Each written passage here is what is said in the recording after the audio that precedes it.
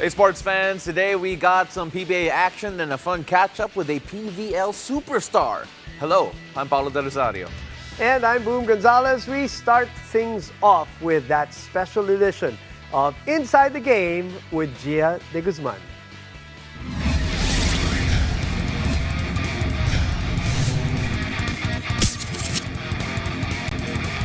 Hello, everybody. As promised, we have the Gia De Guzman with us here on the game. Hey, Gia, how are you doing? Hi, Boom. I'm doing good. Nilalamig dito sa Japan. Nang inggit ka pa. Sige lang, mang-inggit ka pa. But we miss you. First of all, we miss you, not necessarily just miss seeing you play, but we miss you having around. And it's good to see you again. And we're happy to hear, or at least we're going to try to find out, that you're doing well there in Japan. Yes? Yes, I'm learning a lot. I'm really happy I got this opportunity. We're very happy for you, and we're obviously very proud of you with this opportunity. So let's talk about it right now. Tell me, what's it like being and considered a Filipino import in in the sport of volleyball? It's something I dreamed of, but I never thought I would get this opportunity because I know how hard it is to be an import, but I know how much harder it would be to be an import setter because not a lot of countries recruit setters. They recruit more scorers or spikers like we do in the PVL. But even before I got this opportunity, I knew that being an import setter, coming into a new system would have a lot of challenges. I'm completely out of my comfort zone. And especially after years of being in Creamline, being in a team system I knew by heart.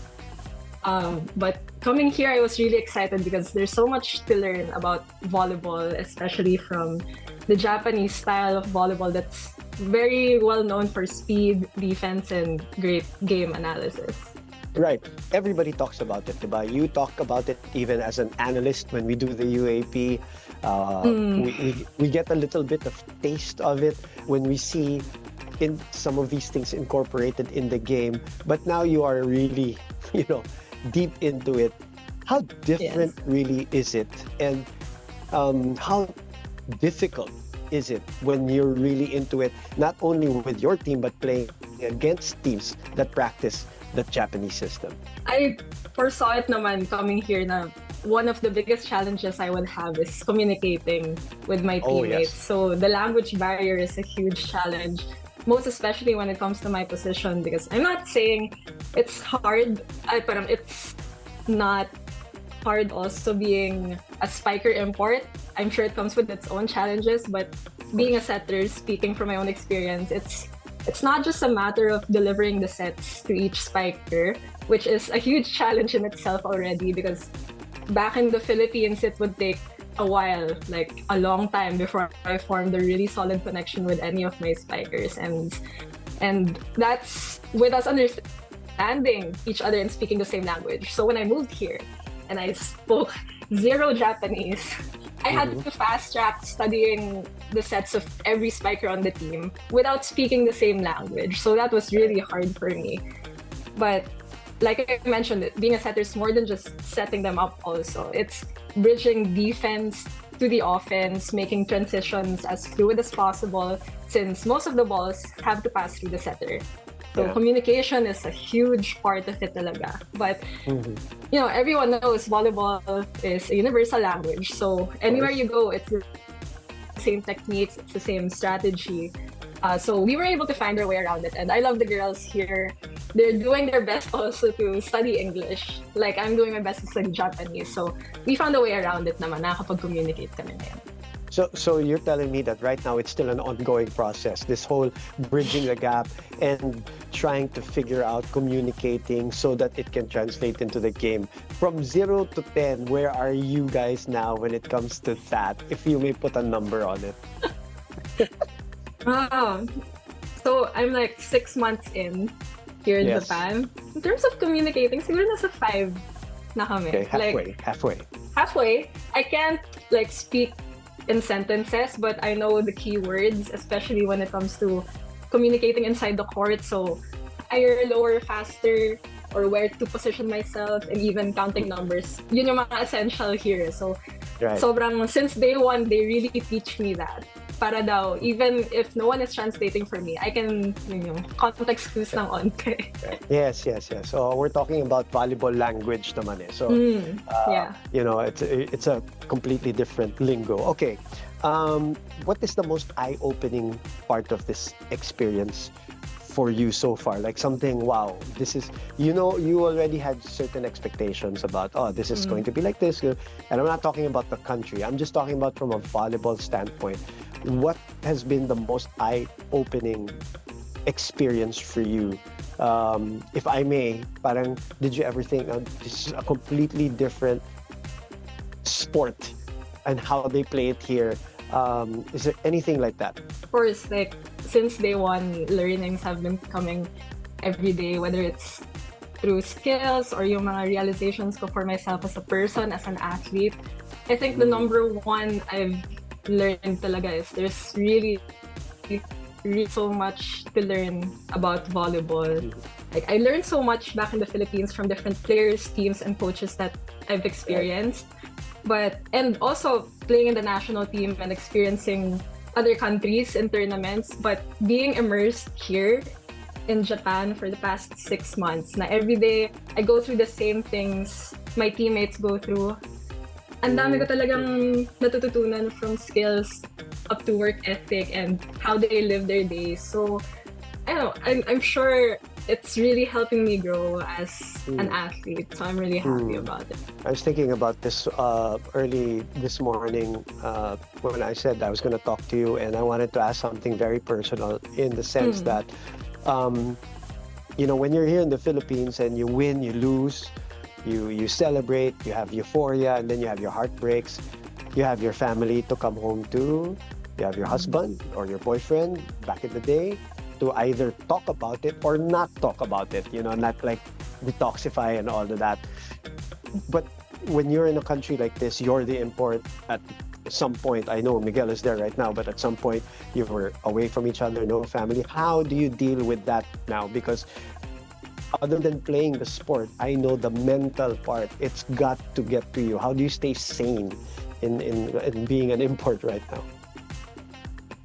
Well, it's true. Like, I've been away from home for quite a while. But yun nga, thankful ako for my support system, even though they're far away. Every day they make me feel how much they love me and support me. And you're right, Miguel is an amazing husband. He's been flying in and out whenever he can to support me and keep me company here because he knows I need it. And here in Japan, kasi isolation is such a big thing. So I feel like I'm on a silent retreat and I'm left to my thoughts a lot. So my family which can and my friends be good and back can home, be bad, ano? Yes. Like, of course, there are good days. There are also some not so good days that can be a little dangerous if you're left by yourself with your own thoughts. So, and my family knows that. So every day they really make an effort to reach out to me and see how I'm doing. Even my teammates back in Creamline and my friends back home, they really check up on me. Right. Yeah, I really wanted to squeeze that in because obviously, as a colleague, as a friend, we want to know whether you're mentally, okay, and that everything else. I mean, you're playing the sport that you love, obviously, but it's a completely different experience being isolated in a country that has a lot of isolation stories, diba? So, medyo mabigat din yan. So, I'm happy to hear that. I'm sure your fans are going to be happy to hear that your support system is solid as ever. I know how that feels. I know how Miguel feels. So, I've been there and, flying in and out to see the wife. So, I understand that. As an athlete, and me always talking about when you want to do something, you really know why you want to do something. So that really helped me here also because I'm not just doing this for myself. Like, dahil dream ko siya and I want to check it off my bucket list. I also feel like I was given an opportunity to pave the way for Philippine athletes also, just like Jaja got and just like the other imports got. So for me, as a setter also from the Philippines, I feel like, I have to make the most out of this opportunity because other aspiring athletes and setters from the Philippines can get this also if they just keep working hard and enjoy what they do. So that helps me dig deep, especially on the not so good days here. Right. I love that you try to remember the why and you try to remember the bigger purpose of why you're doing this. And I'm sure it will be felt 2, 3, 4, 5 years from now by some other people aspiring to do what you're doing right now.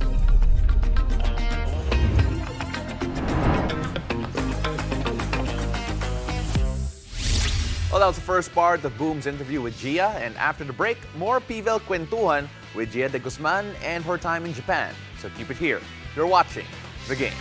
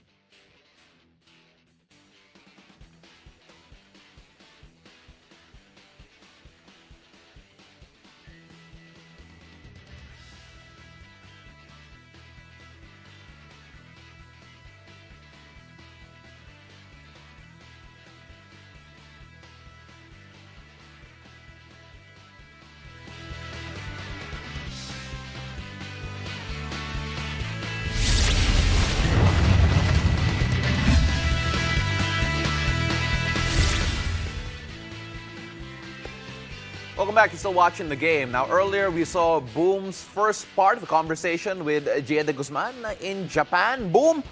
Unang-una, first of all, great interview.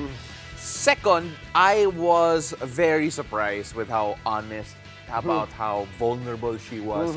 Inamin niya that isolation's a big thing in Japan, and here in the Philippines, you mentioned it a while ago, it's a total opposite. Nagulat ka ba when she was that candid about that particular part of her experience there? I love that you asked that because before we almost started that interview, not part of what they saw is she thanked us for the opportunity to talk about her situation.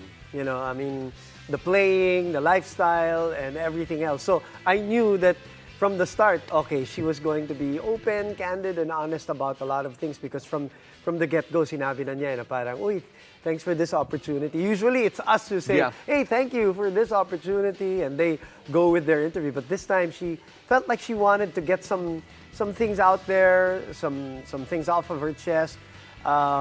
And also maybe, you know, she misses talking to her mga kababayan and getting interviewed as she gets interviewed so much here in the Philippines. Alam mo, that could be one thing also, and I completely agree with that. But then another thing that really struck me was that she's a setter and communicating with her teammates. The language barrier is still there. 5 out of 10, yan yung sanabi niya with regards to her communications right now. And, you know, I cannot wait to just hear her become more and more fluent in Japanese, in Nihon, in the next few months. The fact that you said she's a setter was part of that conversation because that doesn't happen very often. Getting imports who are setters, they usually get the open spikers, the middle blockers, the opposite hitters kasi they get the scorers. Tama. So that's why this is such a unique opportunity for her That's why she understands also her responsibility and how she is in a position to trailblaze specifically because of her position, one. And that's also, two, the reason why she wants to improve her communication skills. Yeah. Because she wants to make this whole experience the right thing for people who will follow in her footsteps. And yes, she says right now, it's puro basic, it's puro context Yeah, clues, yeah. but volleyball is volleyball, and that saves the situation sometimes. It's a universal language It when you is. play a sport. And the part 2 is coming out, I believe, tomorrow. What can we expect in Ooh. the next few minutes? Good. She talked about Jaja Santiago and her influence and her big help, how she set things up for her. And two, there's a really great soundbite there of her thoughts on Kyle Negrito, who, by the way, won a championship without her, right? Yeah. For Creamline. And I don't want to say anything, but it's kind of controversial. Really? It Okay. is. Oh, I'm It excited. is. I'm excited. It Okay, is. sige, First sige. time I think she's going to say it. Perfect. So, Yeah. abangan, you can catch that tomorrow here on The Game. If I have the schedule right, and of course, controversy. Oh, abangan natin yan. Controversial statement, which she backs up and explains after. But after the break, we shift to the latest in the PBA Commissioner's Cup. Stay with us. You're watching The Game.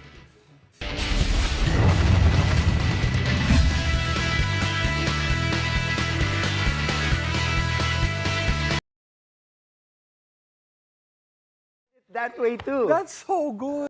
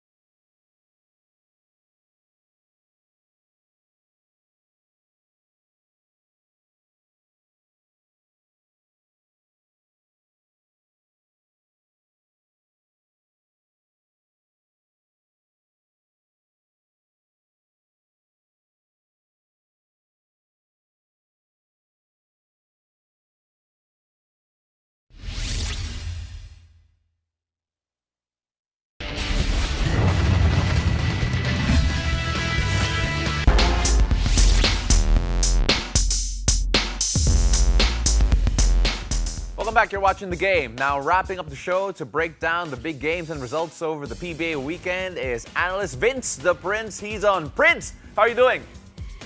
Fantastic. It's great to be here finally on The Game. I've been looking forward to this for quite some time. It's good to see you as well. Boom. It's been a while, my It's been buddy. a while, I know. Take Been care. a minute. It's always great to have you here. I personally wanted you here in studio, but maybe next time. Next time. But Vince, let's start time. off first with the San Miguel sweep of Barangay Ginebra, because it was close. Every single game was close. The fourth quarter execution, San Miguel just had something over Barangay Ginebra. You take a look at how the series panned out. Are you surprised at all at how San Miguel got this particular series win over Barangay Ginebra? Actually, not so much. Only because when you see how they had the inside-out game going between the Kraken inside and Benny Boatwright, another, 6'9" guy shooting 25, 35 footers, it's tough. And then they could just break them down with those other guys. And if you think about it, they did it exceptionally well, minus, I think, their key player for me, the ninth leading scorer in the league, which is Terrence Romeo. So, I mean, they got so many weapons. It's just kind of unfair to a lot. If you think about it, they had guys who just cracked and did their thing during most pivotal times. I mean, you got to give kudos to guys like Jericho Cruz, Right. to CJ Perez, who came up, so big in those crucial situations. Even guys like the new guys, like Don Trollano, Right. stepping in there and doing those things. They had so many guys doing so many things. The thing is, I personally, I think they can even get better. That's kind of scary. Ooh-wee. All right. Well, we'll talk about that soon enough. But first, you're basically highlighting the depth of this team, which was always going to be the problem going into the semifinals and now going into the finals. But did you expect the sweep, though, Vince? Honestly, because I covered both the first two games, and the way I saw it, I mean, I don't think Ginebra could have played much better. I mean, they did what they had to do with what they had, and no fault against anybody. They played well. Right. They had some guys shooting well. I love the way Jamie Malonzo was opening things up from the outside. The import was getting his thing done as well. You can't really say anything bad about Christian Seastan, was doing his thing. But again, when you're going against a prolific inside strength guy like the Kraken, who just dominates and demands a double or triple team every single time, somebody else is going to be open. And for me, that's where they just they tear you apart, because those other guys can make good things happen, obviously, and they share the wealth as well. So when they get their things going, then give it back. But again, no fault against anybody. Love the games of Scotty. I call him Same-Mazing Scotty, because he's amazing every game in and out. You can't really say anything bad about the efforts of those guys. But again, I think it was just a tall order to try to beat San Miguel. They played steady. Chris Ross, for me, not really a great shooting from him, but he did what he had to do. He led by example. Again, defense, and he got the other guys involved. Vince, we're now going to have to shift to the next matchup, because now the San Miguel BMR are in the finals. The Death 15, as Coach George Gallen calls his team, is now going to have to wait for the winner between Phoenix and Magnolia. We have to give credit first to Phoenix, because they came back from a 21-point deficit to take Game 3 and keep themselves alive. Do you think that is a glimmer of hope that they can actually progress to the finals, or is it just extending the potential inevitable here of Magnolia overpowering this young Phoenix team? No, not at all. You remember, you were there. The Fuel Masters are to be dealt with, and I think under their expert tutelage, Coach Jamaica has done a phenomenal job with the Phoenix team. I think he's brought this team to the next level. Everybody believes that they're a part of something special. They can really contribute. I mean, you gotta love his efforts. They used to call him the hefty lefty, but I call him something different now. He creates a lot of space. So I have a different name for him. I'll tell you about that later. Anyways, he really does a lot of good things. They have a lot of things that they can not only do now, but in the future. I think, young guys like Richard Rivera really contributing. So many big weapons for them. You gotta love Tio. I mean, again, he's exposing the things that maybe he needs to work on, maybe his strength. But then again, they got a lot of positives. Again, people used to say, Phoenix, that might be, not such a difficult win. Not anymore. You have to get past Phoenix. Phoenix will not make your life easy. Their import is quite prolific as well in his own right. Very tall, very long, and very, how should I say, in the sense that Pinoys like to play with him, because he's not arrogant. He loves to share the ball. His demeanor on the court, he's just a sort of no nonsense. Put on your hard hat and your work boots and go to work every day. That's what kind of an import they have for Phoenix as well. All right, we have time for one more question. Vince, I got to ask you, what will be the key for an extension for the next game? For the other team, what will be the key to close it out? Wow. Well, Magnolia's just got to go back to basics. For me, the big deal for me, all season or conference long, I've said this. The addition of James Lapwood has really, for me, changed the whole complexion of the Magnolia Chicken Tablados. For me, he's the key. Because before, it was always, they have so many good guards in Magnolia. I mean, you're obviously going to have your Halalons and your Barocas doing major damage on offense and defense. Paul Lee shooting from, the parking lot and doing all those things. Yeah. But the question mark for me always used to be, by the way, Calvin Bueva. I love his game these days too. So full of energy.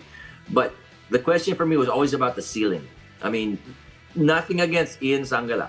Good guy, great guy. But he's given up, I think, a few inches because he's only about 6'5", 6'6", right? With the addition of Laput, if he can continue to not only stay healthy but improve, he's the deal maker or breaker for me.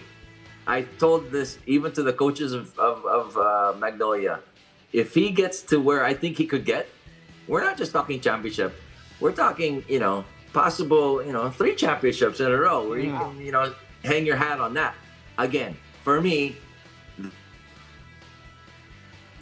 All I right, think we Vince. just We lost Vince there. Boy, But then James is gonna love this show, though. James is clipping this right now and posting it himself. But then that was Vince the Prince on there thank you, Vince. with the analysis. Of course, buti lang he already talked about what Phoenix could do Yes. as well. But of course, thank you again, Vince. And again, it's going to be Phoenix and Magnolia on Wednesday to try and figure out if we're going to extend or finally have our finals matchup. We'll have Vince next time here on the show. In the meantime, thank you for joining us tonight. I'm Boom Gonzalez. And I'm Paulo De Rosario. This has been The Game.